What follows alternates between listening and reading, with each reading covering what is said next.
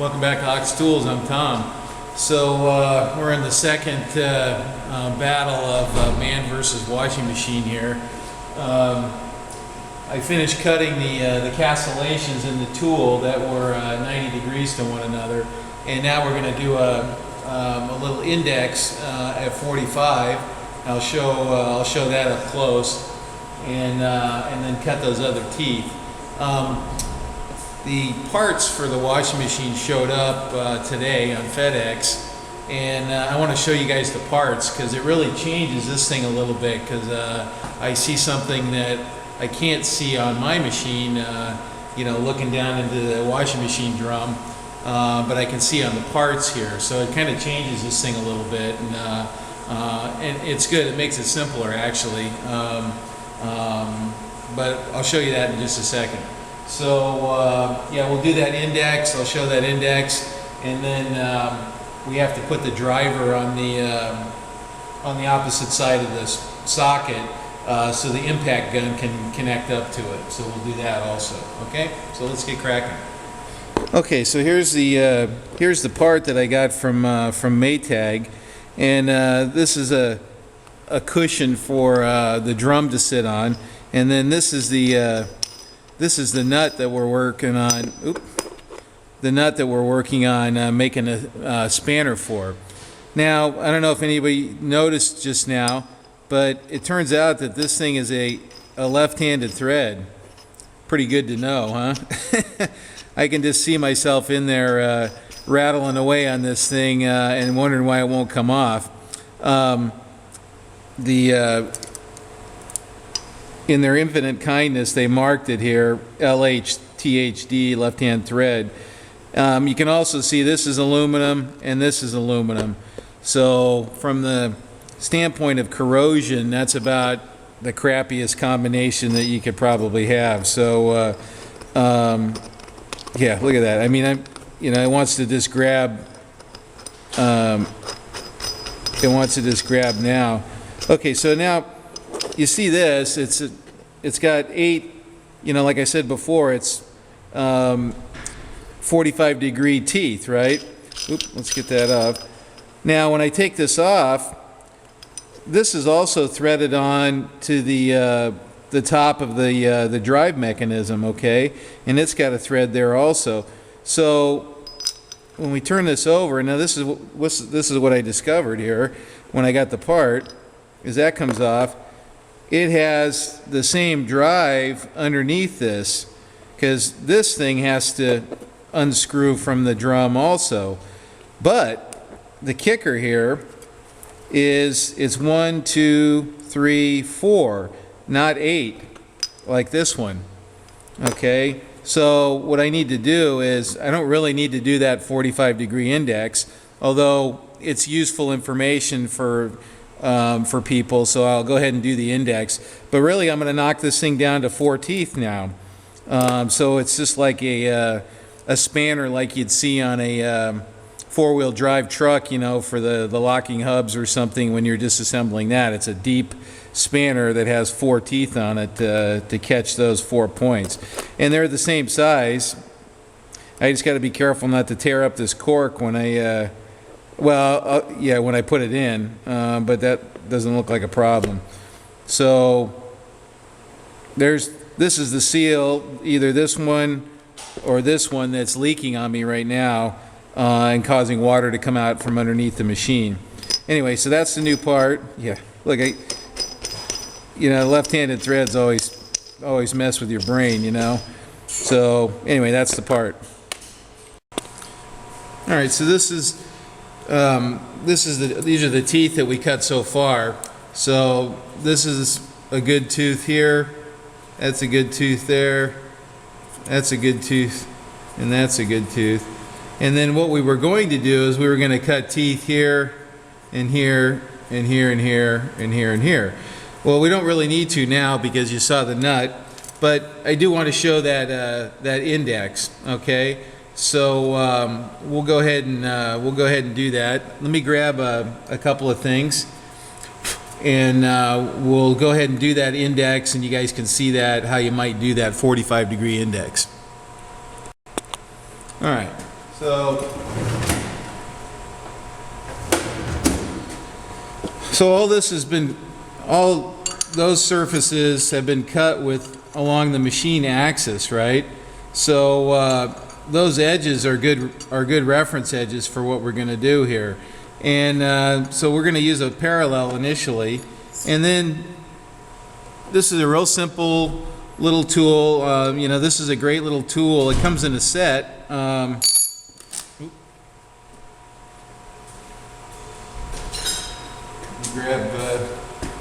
So they come in a set, a 45 and a 30, like this, and they're, you know, a 1/4 inch thick, 6 millimeters thick, and they're great for little setup jobs like this. Okay, so what we're going to do is we're going to put that against the parallel, like so, and then we're going to use our little parallel clamps here again, like so. Oop, too far. That. And that's just going to pull that 45 up against the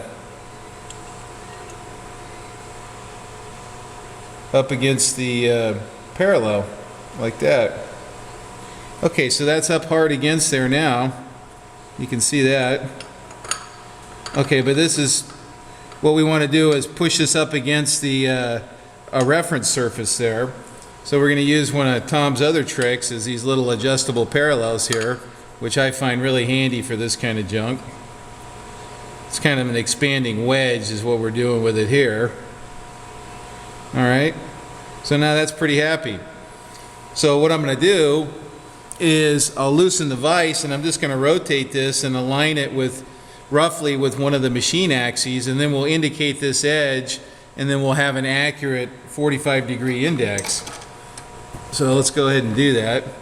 I'm just going to run it around like that. And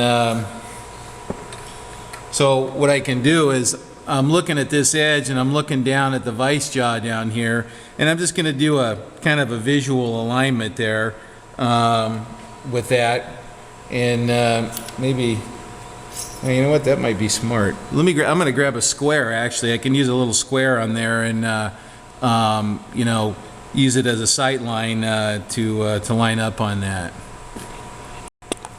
Okay, so I got a little square here now. So I just got this loose enough so I can just turn it with a little bit of. So what am I lining up on here, Mr. Wizard? So I just have to, okay, let's do that.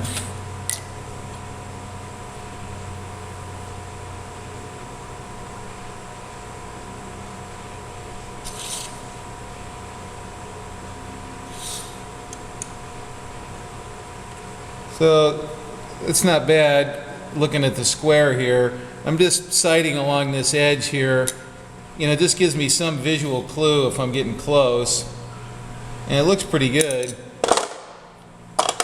So let's get an indicator up here now, and we'll sweep that edge. All right.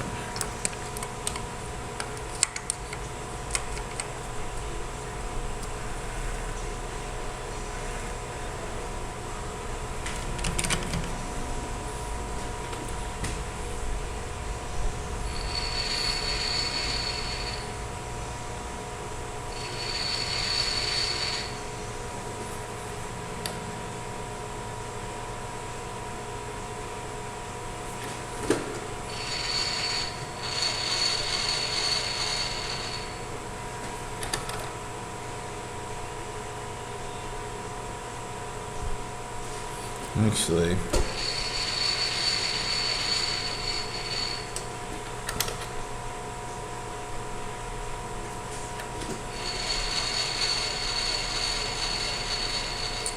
it's going away.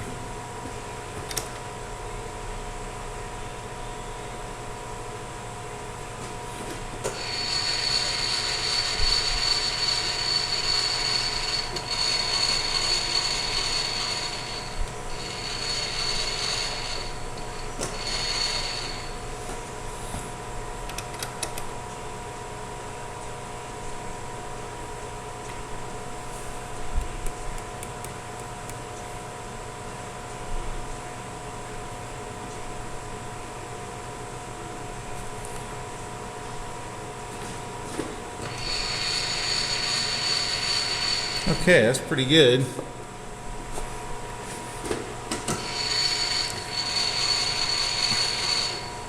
Now let's see if it stays when I snug it up. The indicator's moving a little bit, but that doesn't necessarily mean anything because I'm squeezing the thing away. Okay, so I'd call that pretty good.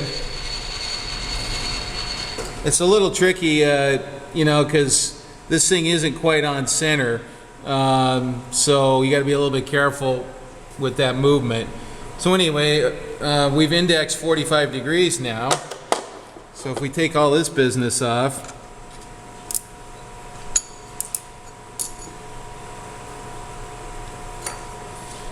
so now we could cut these teeth and these teeth here and be good. In fact, actually it's going to work out great because I'm going to mow that whole little island off there. So this little island here and that one and that one and that one are all going to go away.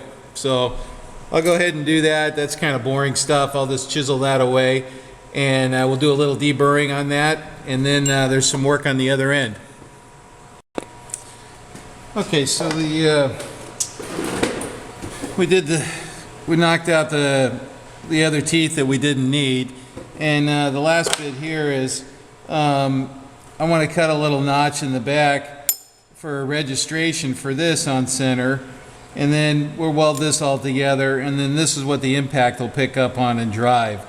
So anyway, I want to just mill just a little notch in there that's on center, and so we take this jaw out, and we're just gonna plop in these taller ones here. That's gonna help me align this, and let me get those in.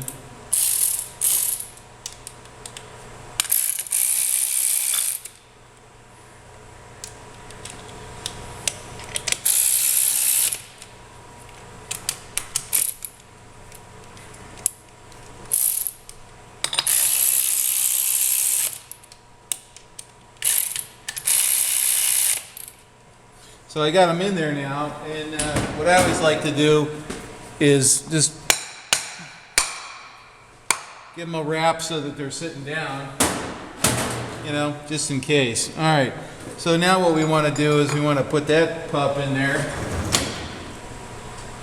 and on a couple of parallels. Now there's no particular orientation here, we don't really care about that. So you can see that these upper jaws are, you know, I get more support up high. And what we're going to do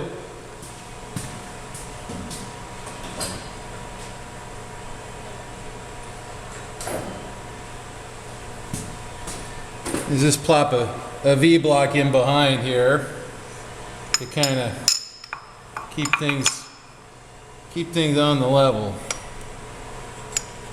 Okay, so we're on parallels. We're on a V-block.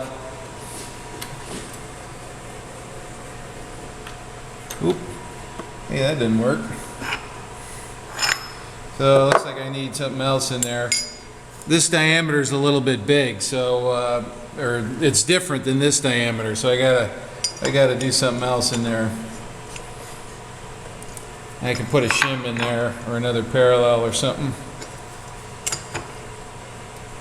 So we'll put that up right up near the top, and then I think I'll just drop, yeah, I'm just going to drop another parallel on top of this to squeeze against that. Yeah, that'll work.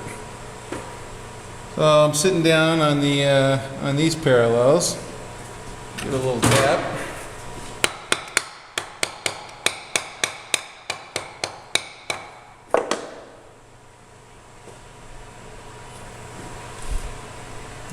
Okay.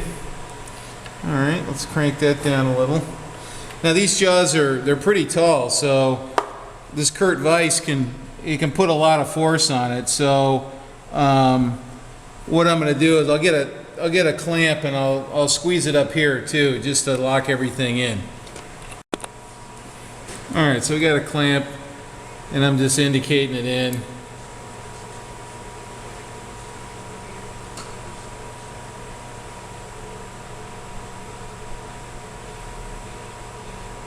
Alright. I'm happy with that. Okay, so now I'm going to cut this registration notch. So I got two choices in direction. I could go this way or I could go this way. We're going to go this way here, like so. And the reason is that's our direction against the jaws, and it has the most stability. I'm not really worried about it moving, but it's just good practice to, you know, if you have a choice, you know, move in the direction of the highest stability. So that's what we're going to do.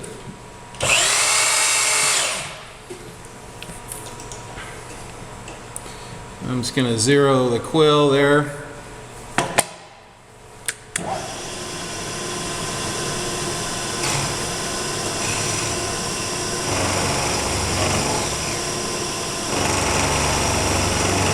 And it all sounds pretty good.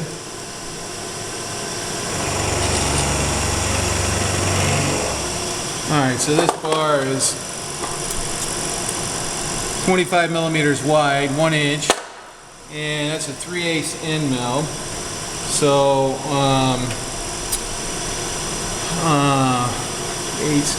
5/8, so 5/16 on either side of center. Let's go down a little bit. I think let's go 150 deep. That's plenty deep just to register that bar. Okay, there's our depth.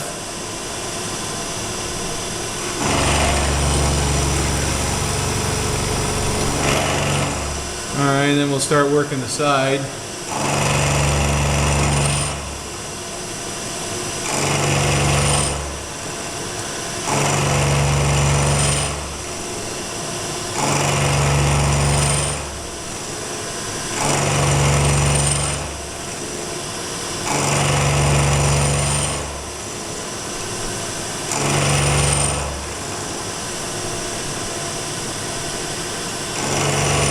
Alright, that's 300 on that side.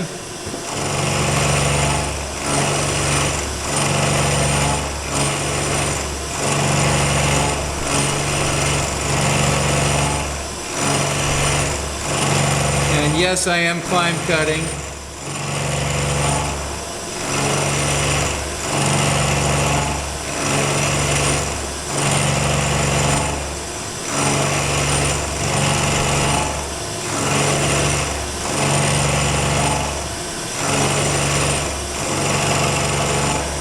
Alright, that's 300 there.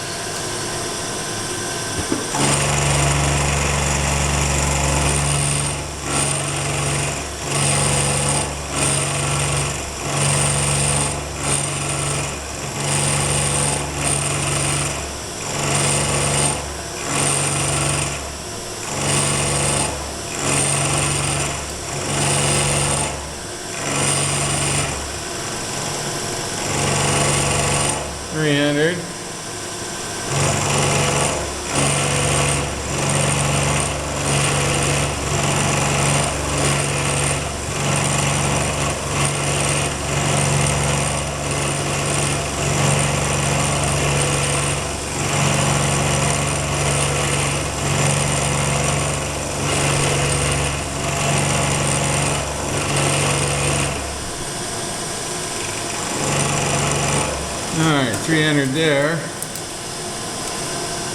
And looks like we got about a little less than a millimeter, 30 thousandths or so to go. So I'm just going to go right to the number. And we'll try it.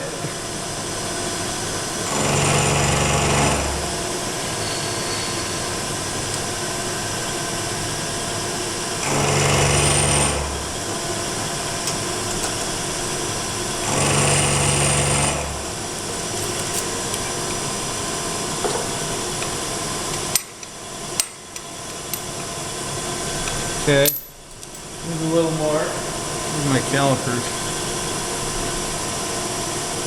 Oh, I don't know. We'll find them. All right.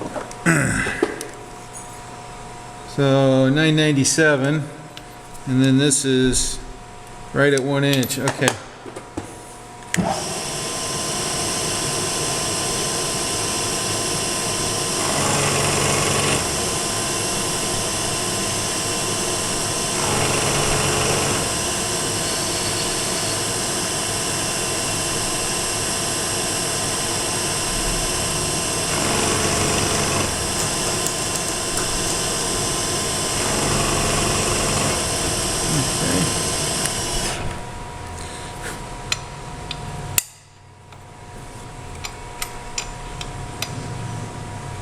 Okay, so there's that.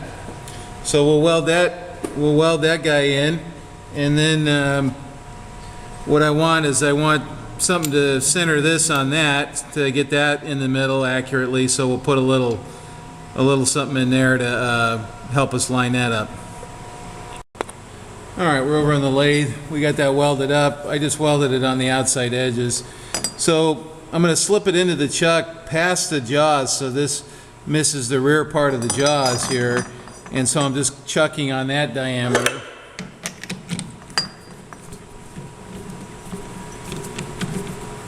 And then we're gonna spin this. So I'm gonna use a 90-degree spotting drill here, and the idea is, you know, I want to center this up here on that. So what I'm going to do is I'm just going to put a little divot in that that's going to pick up the tip of this transfer punch here. So it's just a little divot to pick that up, and then that's the idea of that. So I'll just tack it on there, and that'll get me pretty close to center there without having to fuss around too much. So let's go ahead and do that. All right, let's bring this guy up. All right, fire it up.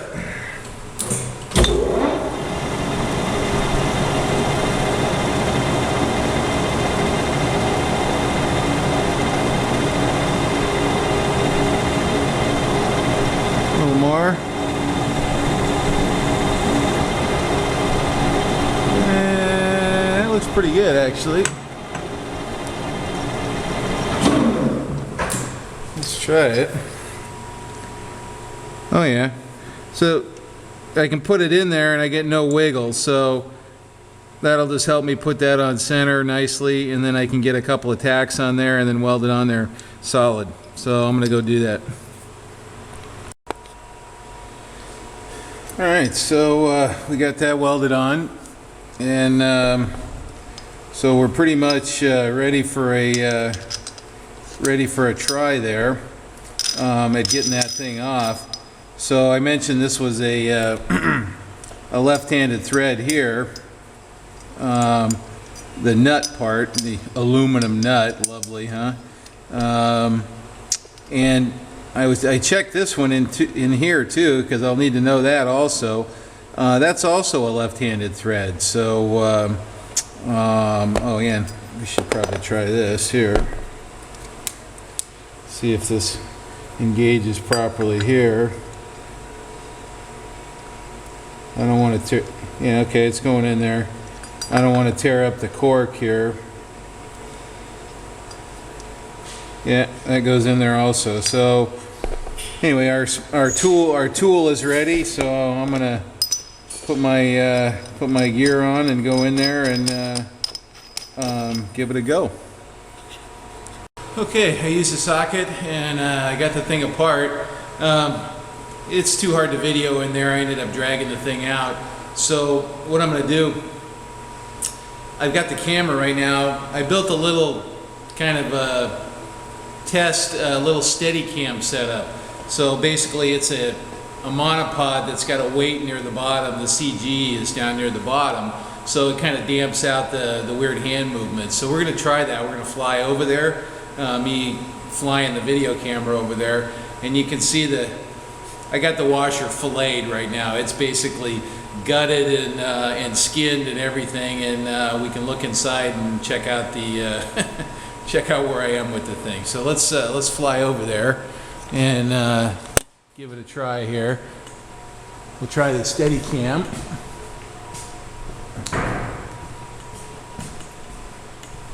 So there's the wreckage right now. It looks like a washing machine bomb went off, huh? So let's go in a little closer here. And then we'll look down in there. And I got it cleaned out now, so all the seals and all the old stuff has been removed. The socket worked real good, and the cordless impact that I had didn't work so good. So anyway, there's the perforated drum, and then the ring directly behind it there.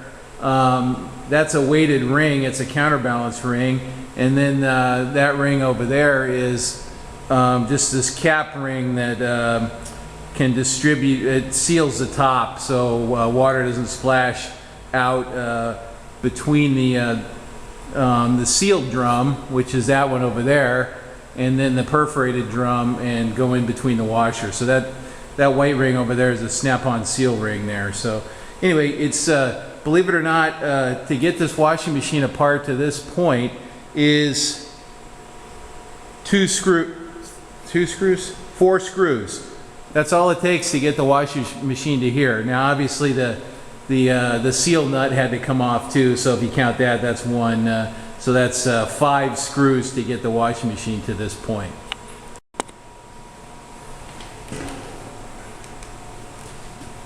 Okay, so there's the old one.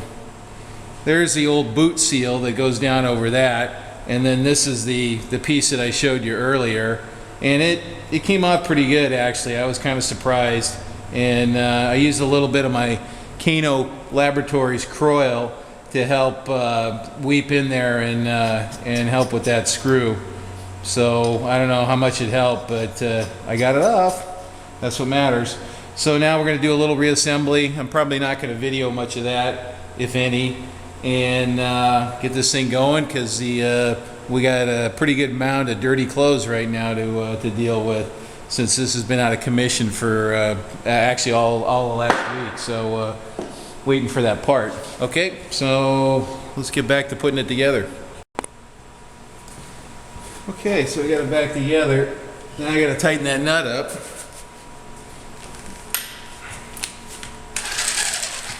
Our socket.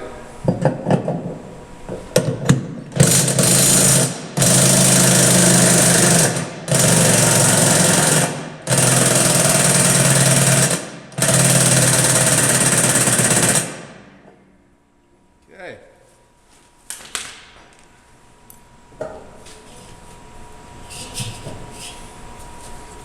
All right, let's finish putting it back together.